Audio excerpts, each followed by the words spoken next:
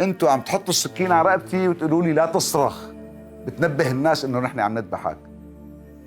ما بدك يعني اصرخ؟ شيل السكين عن رقبتي. انا كنت امبارح هون، كنت انا دافع عنهم يعني. انا في المكان الثاني.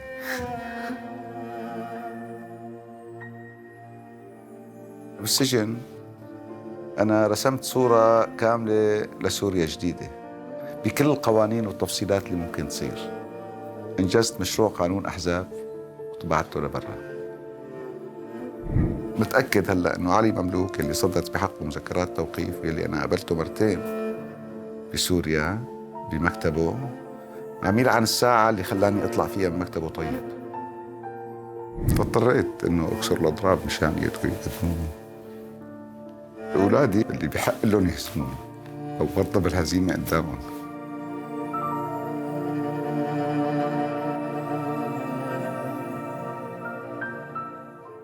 أنا أنور البني، محامي من حما، عمري 60 سنة. اعتقلت 2006 وحكموني 5 سنين تهمة نشر أنباء كاذبة من شأنها أن توهن نفسية الأمة. وخرجت بال 2011 بآخر أيار ل 2011.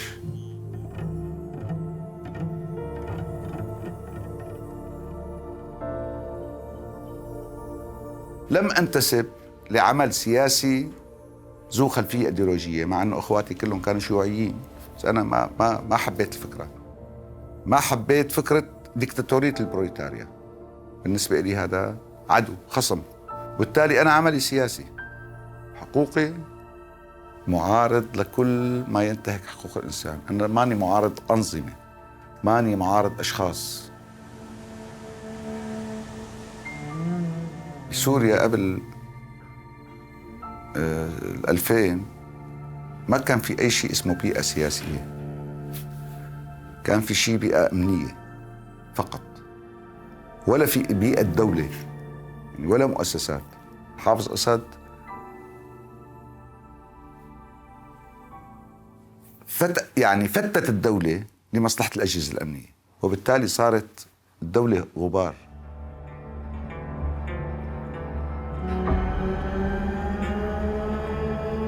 قبل هاليوم حتما ما ممكن يكون مثل ما بعده. يعني أنا بعرف إنه رح يصير تغيير سياسي، بعرف إنه الكابوس الكبير، الكاريزما الشخصية لحافظ الأسد كانت هي تلعب الدور الأساسي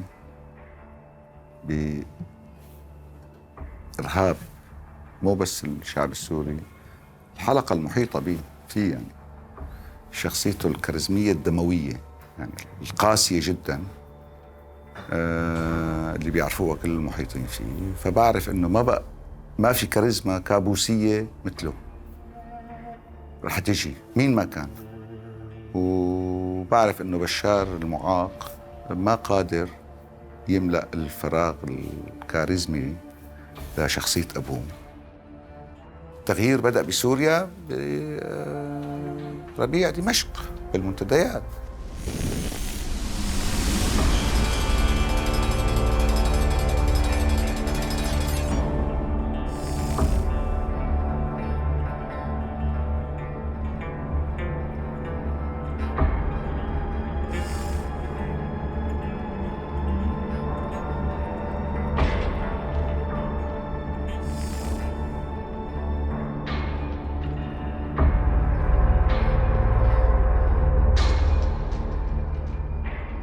نحن من البداية شكلنا جمعية حقوق الإنسان في سوريا بال 2001. المنتديات شاركنا فيها، أسست المركز السوري للدراسات والأبحاث القانونية ب 2004. شكلنا هيئة الدفاع عن معتقلي الرأي إثر اعتقالات ربيع دمشق. بالبدايات كان ممكن يستغلنا إنه في ناس عم تحكي، وبالتالي كان يستغل نشاطنا إنه في معارضة بالشام. بعدين وقت تجاوزنا الحدود اللي كان ممكن يستفيد منها كصورة قدام العالم، فاعتقل ربيع دمشق. في الحقيقة المسألة اللي أدت تماما لموضوع الاعتقال هي مسألتين. أول شيء إنه الاتحاد الأوروبي أسس مركز لتدريب نشطاء الحقوق والإنسان بسوريا متجاوزا موافقة النظام. طبعا أنا اللي تجاوزت موافقات النظام وأسست المركز بتمويل من الاتحاد الأوروبي وأشهرته بدمشق. 2005 أرسل الاتحاد الأوروبي وفد من البرلمان الأوروبي ليعمل الجولة الأخيرة من النقاشات مع الحكومة السورية والمعارضة السورية حول هل يستمروا بمفاوضات الشراكة الأورومتوسطية سوريا، انضمام سوريا للشراكة الأورومتوسطية، أو بيتوقفوا نهائيا. وأنا بعد اللقاء معهم طلعت وصرحت للصحافة إنه أنا طلبت من الأوروبيين أن يوقفوا اتفاق الشراكة مع سوريا. تم اعتقالي خطفي من الطريق، كنت بدي انزل على المكتب من باب البناية واتجاه السيارة، طلعت مفاتيح بدي افتح السيارة، تجي سيارة تشفر ضوء هيك توقف جنبي، فأنا ما بوعى غير اثنين حملوني وزتوني بالسيارة. فأنا بلشت أصرخ، بعرف لحظة الاعتقال يعني، صرت تركز عقلي بأنه وين رايحين نحن.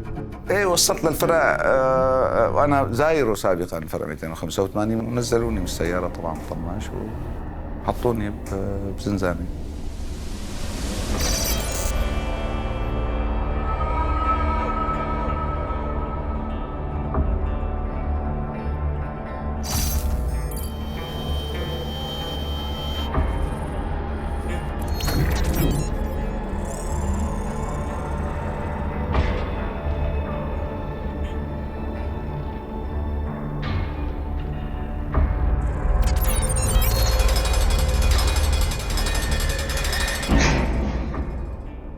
بعرف انه ما بدهم مني معلومات، يعني اعتقالي لاسكاتي وليس لانه بدهم فبده يعذبوني بلا طعمه يعني، وبيعرفوا انه ما بدهم شيء مني. وفعلا هو ما صار تحقيق معي يعني.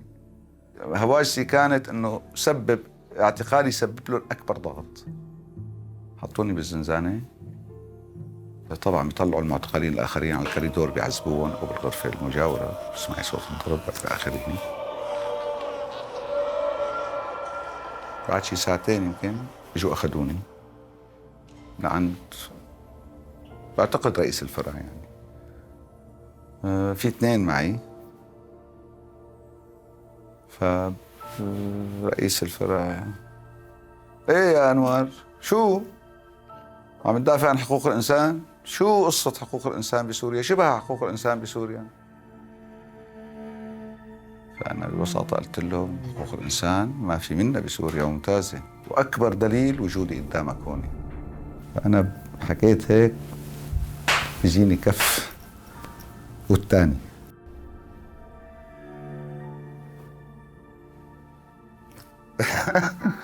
نزلوني على المحكمة تاني نهار، وكانت زوجتي وأصدقائي.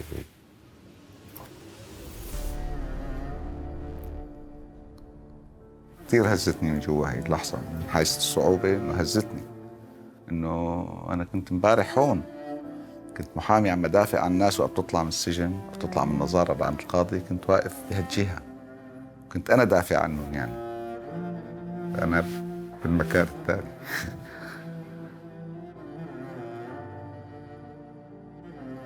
يعني وقت حولوني على المحكمة العادية فاكتشفت إنه هن بده يمارسوا نفس الألاعيب اللي مارسوها سابقا مع رياض سيف، وهي القرار بيكون موجود. نحن بنعرف انه القرار عند القاضي كثير بيحترمني بس ما عنده خيار يعني. بيحترمني انه كنت محامي انا عنده، بتعامل معه يعني. هو شخص ما له عنصر امن ولا له ضابط مخابرات، هو قاضي فعلا كان، وعنده احساس بكل شيء عم يصير من ظلم، وبعض الاحيان ممكن معارض، لكن هو بموقع انه هيك مجبر تساوي هيك.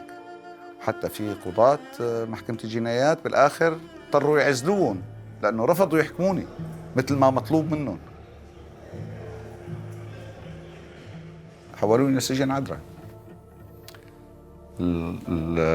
الأسوأ من المفردة هي إنك يحطوك مع مجرمين عاديين متهمين باللواط أو بالسرقة أو بالاحتيال. فأنا كان القرار إنه يحطوني بجناح اللواط. فوقت اللي عرفت إنه وين بده يفرزوني، فشعرت بالخوف إنه يكون في شيء مدبر لتشويه سمعتي بالسجن بهيك قصة. فرفضت. هلا اللي أنقذ الوضع محمود عيسى صديقي، هو كان مفروز على الجناح 5، جناح السرقة. فهو أنقذ الوضع، والضابط تجاوب يعني كسرك إنه أنت مجرد مجرم، إحنا نتعامل معك كمجرم، ما أصحاب رأي ولا سياسيين ولا شيء، أنتم مجرد مجرمين مثلكم، مثل الحرامية، مثل اللواطين، مثل القتلة. وبالتالي أسوأ من هيك، كان في تعليمات لكل السجناء ممنوع حدا يتعاطى معنا أو يقدم لنا أي خدمة بأي طريقة. فيعني مثلا أنت بتفوتي على السجن، في ازدحام شديد بالسجن، في عدد خوت محدود، فأنت لحتى تحصلي على تخت بده يكون عندك دور أسبقية. يعني كل ما قضى زمن كل ما بيطلع لك تخت، والباقي بينام على الأرض. فحتى على صعيد هالقصة ممنوع حدا يأجرنا تخت لننام عليه، لازم ننام على الأرض بين الناس. يعني بالنسبة إلي شخصياً كانوا كتير دقيقين بالتعامل معي. يعني أنا استأجرت تخت وما ساووا شيء مع اللي أجرني التخت. في غير جناح علي عبد الله أو ابنه اللي أجروا تخت نزلوه منفردة. فكانوا كتير حريصين إنه ما يضغطوا زيادة علي. وأنا أضربت عن طعام 17 يوم، يعني من دخولي لعدرا أنا أضربت عن طعام، إنه يا بموت يا بدكم تطلعوني، هيك قراري. يعني أنا بعد 17 يوم تقريبا انهيار جسم. يعني فهن كانوا كتير حريصين إنه ما يضغطوا زيادة. يعني بالعكس، يعني اللي استأجرت أنا التخت صاروا يدفشوه، خليه ياكل هون، طبخ له. كان يقعد يطبخوا قدامي وريحة الأكل وإلى آخره، والغرفة أنت اللي كسرت لي إياه هو أولادي. يعني عندي أنا كان ابن تاسع وابن بكالوريا، وفحوصات التاسع والبكالوريا بأول السادس، يعني أنت عارفة. فصارت أول السادس مرتي بتيجي زيارة تدير لي الفحوصات بعد كام يوم، والأولاد يعني ما بده يرسبوا. يعني فاكر مال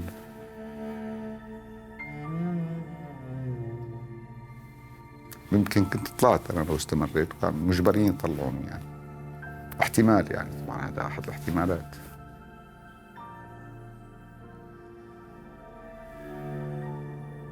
فاضطريت إنه أكسر الأضراب مشان يقدروا يقدموني. أولادي اللي بحق لهم يهزموني أو برضه بالهزيمة قدامهم.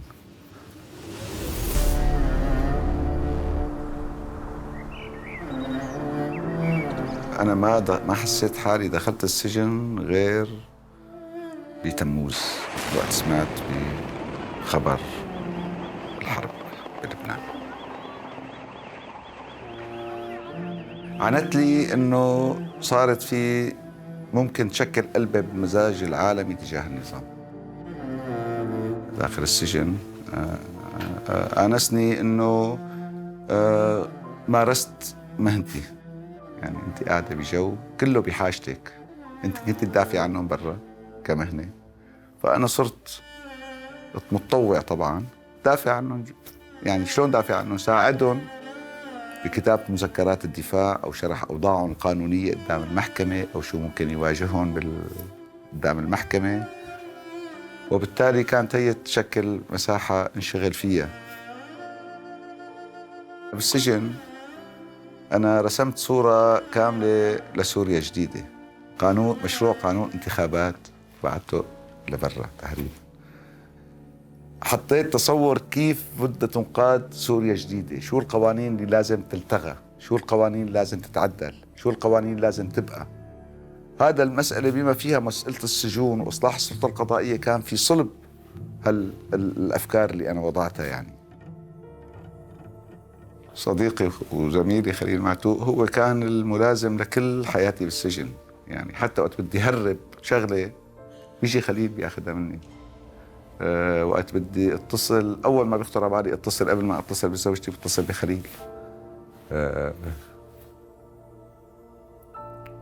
فهو مرافق لكل حياتي بما فيها الجائزة اللي أخذتها من فترة. خليل له حضور ودور كبير فيها، في جزء مني غاب بكل بساطة. خليل كان الصوت الواعي أو الهادئ مني.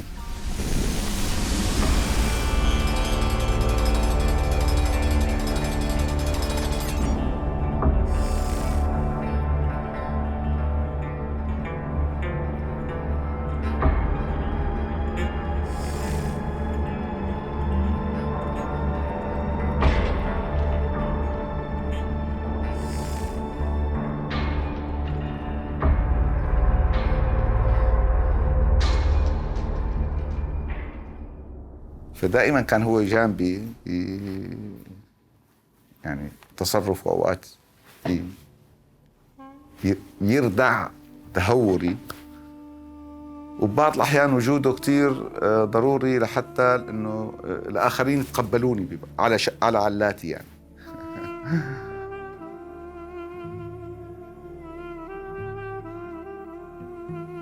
انا وقت كانوا يحكوا عن وضعي قل لهم أخي ما مسألة وضعي، مسألة ارجعوا على القضية الأساسية هي وضع المعتقلين بسوريا كلهم، لأنه هن النظام عنده خطة بتصغير مطالبك. يعني أنت بتكوني عم تحكي لا للاعتقال السياسي،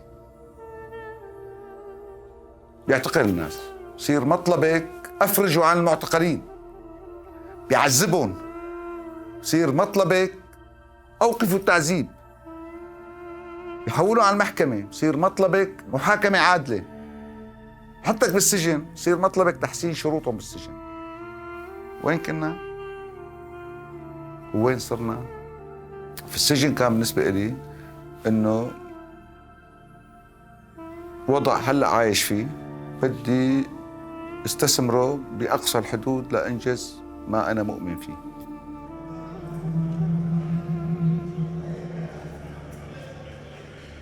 النطق بالحكم، أنا بعرف المحكمة اللي كانت، وفي منه 2 أصدقاء، يعني أصدقاء شلون إنه مو أصدقاء حميميين أو كذا، بس إنه أنا وقت كنت محامي كانت علاقتي فيهم كتير جيدة، وبيعرفوني مين أنا، وكانت علاقتي فيهم جيدة.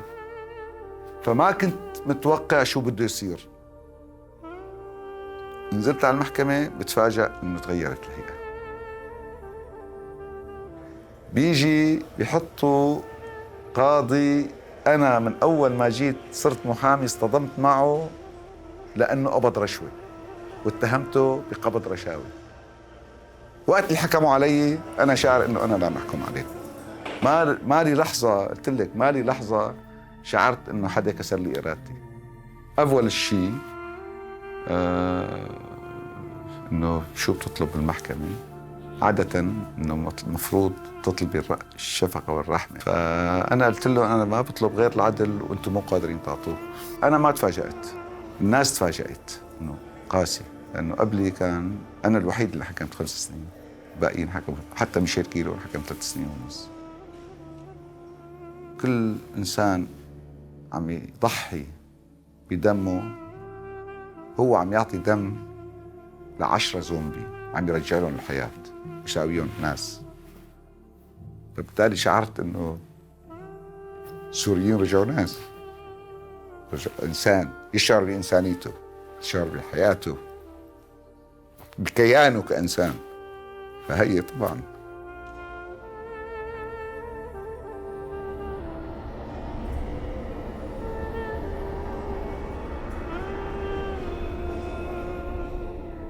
يعني لو طلعت انا حولوني على فرع من الدولة، وفرع من الدولة بده يقابلك علي مملوك رئيس الإدارة قبل ما يعطيك الدرس بالوطنية.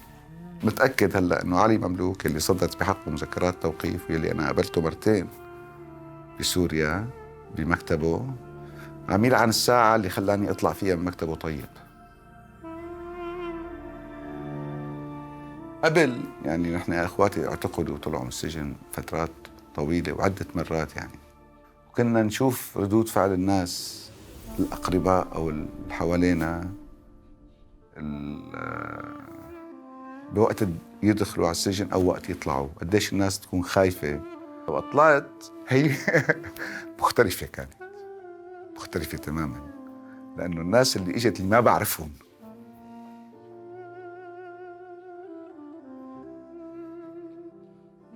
فقط إنه نحن معك. أول ما طلعت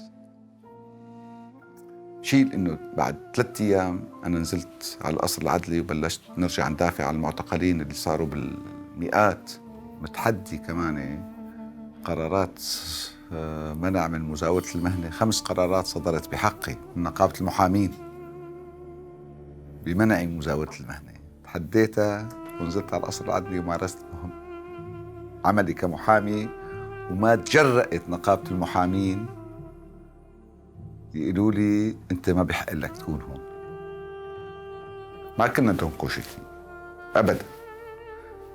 صار في إنجازات، لا احنا ما حاربنا طواحين هوا وطلعت بلا، بس بالآخر تأثيرها طلع بالقصة بعد مئات السنين. لا، نحن حققنا إنجازات، احنا وصلنا صوت المعتقلين للخارج، للعالم، منظمات حقوق الإنسان،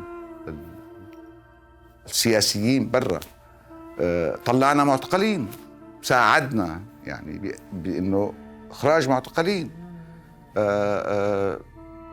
أسسنا عمل جماعي اللي هو الدفاع عن معتقلي الرأي. فهي مو طواحين هو، هي مسألة قضية المعتقلين أولاً أنه هي قضية إنسانية أخلاقية، حتى من باب فقط مو إطلاق سراحهم، من باب أنه لازم يكون هيك وضعهم. لكن للأسف من يحمل اسم معارض الثورة خانوا قضية المعتقلين، نازلوا عن أنه تكون بند قبل كل تفاوض. يعني مو بروح بطرح قضية المعتقلين أول بند وبكمل مشان تردوا تقولوا أول شغلة بنحكيها بقضية المعتقلين. كل قصة معتقل هي أثرت فيه، كل قصة معتقل هي حقيقة، بس يعني ربما الأشد تأثير مو من باب قديش تعذب المعتقل، لأنه آثار التعذيب وأشكال التعذيب لا يمكن أنه يوصفها شخص. لكن هي القصة أثرت فيه من باب آخر، من باب أنه السوري أو الإنسان وقت بيشعر بالقهر، بعز هالقهر هو بيقرر أنه بدي نفذ إرادتي.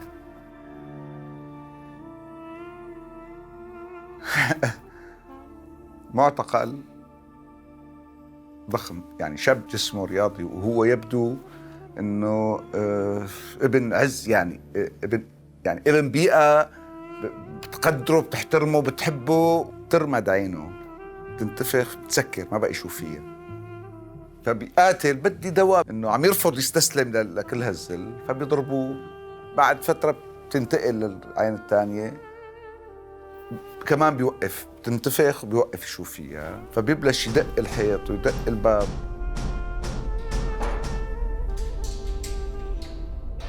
بيفوتوا بيضربوه، بيوقف هيك من إحساسه بالعجز.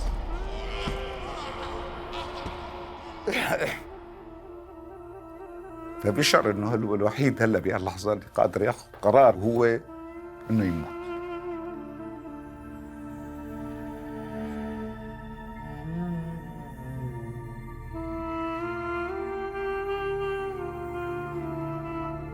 خبر أهل المهجع، بيقول لهم يا شباب أنا قررت بدي موت،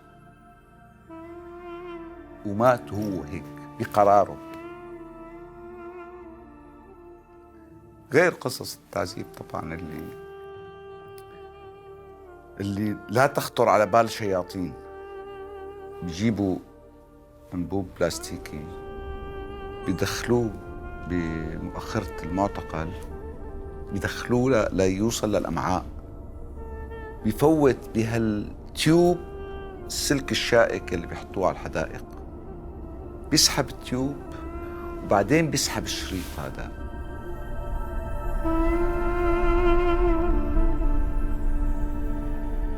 إصدار مذكرات توقيف بحق كبار أو عتاة المجرمين، مبدئياً عدد من عتاة المجرمين بجرائم الحرب وجرائم ضد الإنسانية، وخاصة بما يتعلق بجرائم التعذيب والإخفاء القسري حصراً والعنف الجنسي، هو أكبر من نجاح أعتقد. أولاً لأنه هو ما أخذ المنحى السياسي، ما أخذ منحى العدالة السياسية، وما ترك العدالة بإيد سياسيين يتحكموا فيها. لأول مرة بتكون العدالة عدالة ليست بقرار سياسي، هي عدالة وجدت بجهود سوريين لجأوا لمجتمع مدني، للشعوب، لقضاة مستقلين. كل الدكتاتوريين في العالم ينظرون بترقب لما سينتج عن موضوع سوريا. إذا أفلت المجرمين من العقاب في سوريا، هذا سيعطي إشارة خضراء لكل الدكتاتوريين أو من يفكر أن يكون دكتاتوري،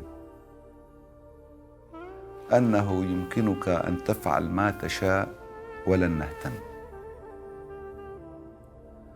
قلتها للأوروبيين: العدالة في سوريا هي ضرورة لكم قبل أن تكون ضرورة لنا كسوريين.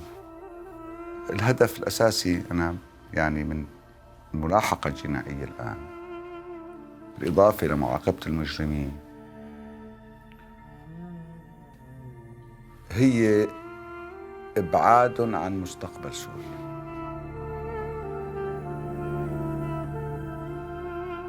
يعني إذا قيد لي إنه أمنح جائزة حقوق إنسان في سوريا الجديدة، أولاً بمنحها للضحايا التعذيب في سوريا، ثانياً وأهم بمنحها للمرأة السورية اللي تحملت قبل كل مراحل الوضع السوري، تحملت ضعف، تحملت كضحية وتحملت كمن يمت للضحايا بصلة يعني، وهذا العذاب الأكبر، وراح تتحمل العبء الأكبر